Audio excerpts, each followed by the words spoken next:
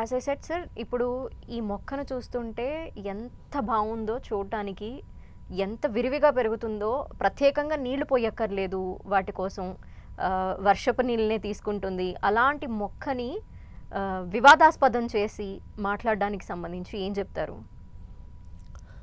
Conocarpus మొక్క Africa ఖండంలో పుట్టి అక్కడ అభివృద్ధి చెంది తక్కువ నీటితో చాలా సుందరంగా అభివృద్ధి చెందుతుంది కాబట్టి సౌదీ అరేబియా, దుబాయ్ లాంటి ఎడారి ప్రాంతాల్లో, ముస్లిం దేశాల్లో చాలా విరివిగా విస్తారంగా పెరిగింది. దాదాపు 50 దేశాల్లో కోనోకార్పస్ మొక్క పెరుగుతూ ఉంది. ఈ మొక్కపై వస్తున్న వివాదాలు ప్రధానంగా ఈ మొక్క పైన ఒక పెట్టె కూడా వాలదని, ఈ మొక్క భూగర్భంలో నీటిని ఎక్కువగా తీసుకుంటుందని, భూగర్భంలో ఉన్న పైప్ లైన్లు వీటన్నిటిని ధ్వంసం చేస్తుందని, గోడల పక్కన ఉంటే గోడల్ని ధ్వంసం చేస్తుందని, వీటన్నిటికన్నా ప్రధానంగా ఈ మొక్క ఆక్సిజన్ తీసుకొని కార్బన్ డైఆక్సైడ్ని వదులుతుందని, అలాంటి విషవాయువులను వదలటం వలన సమాజానికి చాలా హానికరం అని పదే పదే సోషల్ మీడియాలో, యూట్యూబ్ ఛానల్లో విపరీతంగా గత 4 సంవత్సరాల నుంచి ప్రచారం చేశారు. ఏ ఒక్క సైంటిస్ట్ కానీ, ఏ ఒక్క బాటనీ ప్రొఫెసర్ కానీ ఎవరు ఈ మొక్కను గురించి వ్యతిరేక భావాలని వ్యక్తం చేయరు. కానీ ఈ యూట్యూబ్ ఛానల్స్లో విస్తృతంగా ప్రచారం చేయడంతో అవి నమ్మిన కొంతమంది రాజకీయ నాయకులు అటు ఆంధ్రాలో కానీ ఇటు తెలంగాణలో కానీ ఇలాంటి మొక్క మనకు అవసరమా, వీటిని తీసేస్తే మంచిది, తొలగించండి అని చెప్తూ అక్కడక్కడ తొలగిస్తున్న పరిస్థితిని చూస్తూ ఉన్నాం. ప్రజల్లో కూడా ఈ వాట్సాప్లో, ఈ యూట్యూబ్ ఛానల్స్లో వచ్చిన వార్తలను విని వారు కూడా భయపడ్డారు. ఈ మొక్క వలన నష్టం ఎక్కువ ఉన్నట్టుంది అని చాలా చోట్ల తీసేయడం ప్రారంభించారు. ఆంధ్రప్రదేశ్లో మేము ఈ గమనించిన తర్వాత హైకోర్టులో ప్రజా ప్రయోజన వ్యాజ్యం వేశాను. అది అడ్మిట్ అయింది.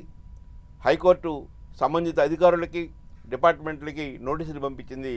దాని అనంతరం చాలా చోట్ల ప్రభుత్వం ఈ నరికివేసే కార్యక్రమాన్ని స్వస్తి పలికింది. అయినా అక్కడక్కడ ప్రజల్లో ఉన్న అపోహలతో తొలగిస్తూ ఉన్నారు. ప్రజల్లో ఈ మొక్క పట్ల మంచి విషయాలను తెలియజేయటం కోసం నిన్న సోమాజిగూడ ప్రెస్ క్లబ్లో ఈ నెల 15వ తేదీ శాస్త్రవేత్తలని, బాటనీ ప్రొఫెసర్స్ని ఆహ్వానించి ఈ మొక్క యొక్క ప్రయోజనాల్ని ప్రజలకు తెలియజేయడం జరిగింది. ప్రొఫెసర్ ఏఆర్ రెడ్డి గారు, ఆయన యోగభీమ యూనివర్సిటీ వైస్ ఛాన్సలర్గా పనిచేశాడు. సెంట్రల్ యూనివర్సిటీలో బాటనీ ప్రొఫెసర్గా పనిచేశారు. ఇప్పుడు అదే యూనివర్సిటీలో ఎమరిటస్ ప్రొఫెసర్గా పనిచేస్తున్నారు. ఆయన ఒక 6 సంవత్సరాల పాటు కోనోకార్పస్ మొక్క గురించి పరిశోధన చేశారు. ఈ పరిశోధనకు అయ్యే ₹1,25,00,000 కేంద్ర ప్రభుత్వం ఆ ప్రాజెక్ట్ అందించింది. యూనివర్సిటీ ఆఫ్ హైదరాబాద్లో 50,000 మొక్కలు నాటారు, రకరకాల మొక్కలు. ఎన్విఎస్ రెడ్డి గారిని మన మెట్రో ట్రైన్ ఎండీగా ఉన్నవారు అక్కడున్న ఖాళీ స్థలంలో ఆ మొక్కలు నాటడం జరిగింది. అందులో ఒక 10 రకాల మొక్కలను ఎంపిక చేసుకుని ఏ మొక్క ఎక్కువ కార్బన్ డైఆక్సైడ్ తీసుకుంటుంది, ఏ మొక్క ఎక్కువ ఆక్సిజన్ అందించుద్దనో స్టడీ చేశారు తన ల్యాబొరేటరీలో. పెద్ద ల్యాబ్స్ ఏర్పాటు చేసి దాంట్లో వచ్చిన ఫలితం ఏంటంటే ఉన్న మొక్కల్లో అత్యధికంగా కార్బన్ డైఆక్సైడ్ తీసుకునే మొక్క కోనోకార్పస్ అని, అతి ఎక్కువగా ఆక్సిజన్ అందించే మొక్క కూడా కోనోకార్పస్ అని రుజువైంది.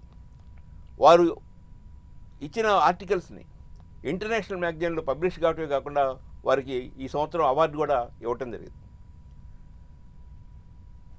ప్రొఫెసర్ బయ్యపరెడ్డి లాంటి వారు Nagarjuna university law professor, botany professor, professor B N Reddy garu Osman university botany professor, C H Mohan Rao garu CCMB చాలా ప్రతిష్టాత్మకమైన సంస్థ, centre for cellular and molecular biology, దాని ఫార్మర్ డైరెక్టర్.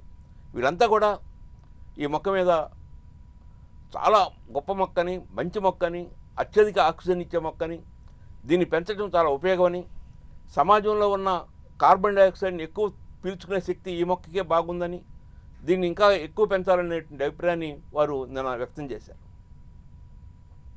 పిట్ట ఏ మొక్క మీద వాలుద్ది? ఎక్కడైతే పండ్లు ఉంటాయో, ఎక్కడైతే గూళ్ళు కట్టుకోవడానికి అవకాశం ఉంటుందో ఆయా చెట్ల మీద పిట్ట వాడటానికి అవకాశం ఉంది. ఈ కోనోకార్పస్ మొక్క చాలా అందంగా సుందరంగా ఒక ఆ, ఒక ఆకారంలో అలా పెరుగుతూ ఉంటుంది, గుబురుగా ఉంటుంది. అందులో గూళ్ళు పెట్టుకునే అవకాశం, పెద్ద పక్షుల యొక్క గూళ్ళు పెట్టుకునే అవకాశం అందులో ఉండదు. అందుకనే గూళ్ళు పెట్టుకోలేకపోతుంది.